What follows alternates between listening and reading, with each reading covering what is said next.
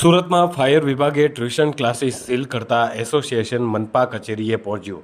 સુરતમાં tuition classes association મનપા કચેરીએ પહોંચ્યું હતું. મોરચો કાઢી તમામ ટ્યુશન સંચાલકો મનપા કચેરી પહોંચી અને અધિકારીઓને રજૂઆત કરી હતી કે ટ્યુશન ક્લાસીસ જે સીલ કરાયા છે તેને જલ્દી ખોલવામાં આવે, કેમ કે ક્લાસીસ બંધ થયા હોવાથી એડમિશનની પ્રક્રિયા અટકી પડી છે. રાજ્યભરની અંદર વહીવટીતંત્ર દ્વારા શક્તિપૂર્વક કામગીરી શરૂ કરવામાં આવી છે. 2 દિવસ અગાઉ કોર્પોરેશન વિભાગ, DGVCL, શિક્ષણ વિભાગ સહિતના અધિકારીઓની બેઠક બોલાવવામાં આવી હતી, જેમાં રાજકોટ જેવી ઘટના ન બને તે માટે ખાસ સૂચના આપવામાં આવી હતી, જેને અનુલક્ષીને મોટા પાયે સીલિંગની કામગીરી સમગ્ર શહેરમાં ચાલી રહી છે. સંયુક્ત ટીમ દ્વારા આજે વહેલી સવારથી જ સુરત શહેરના અલગ અલગ ઝોનના સીલિંગની કામગીરી દરમિયાન હોસ્પિટલ અને ટ્યુશન ક્લાસીસ કરાવવામાં આવ્યા હતા, જેની પાસે NOC, BU સર્ટિફિકેટ કે અન્ય કોઈ જરૂરી મંજૂરીના દસ્તાવેજો ન હોય તેવી તમામ office, market, hospital, tuition classes seal કરી દેવામાં આવ્યા હતા.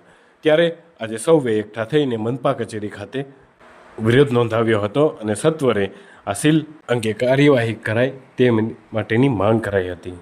રાજકોટ અગ્નિકાંડ બાદ જે મહાનગરપાલિકા દ્વારા ગરીબોના અને મધ્યમ વર્ગની દુકાનોને સીલવાડવામાં આવી છે, એમના રોજગાર ધંધા છીનવાઈ ગયા છે અને જાણી જોઈને મહાનગરપાલિકાના અધિકારીઓ રોજ ટોળે આવીને ફાયર સેફ્ટીના નામે ઉઘરાણું કરે છે અને દુકાનોને સીલ મારે છે.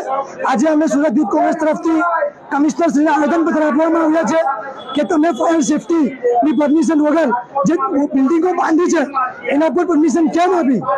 આજે ફાયર સેફ્ટીના અભાવે લોકો ખરીદેલી દુકાનો બંધ છે, લોકો રોજગાર ધંધો ગુમાવી બેસેલા છે, લોકો રસ્તામાં ઉતરી ગયા છે.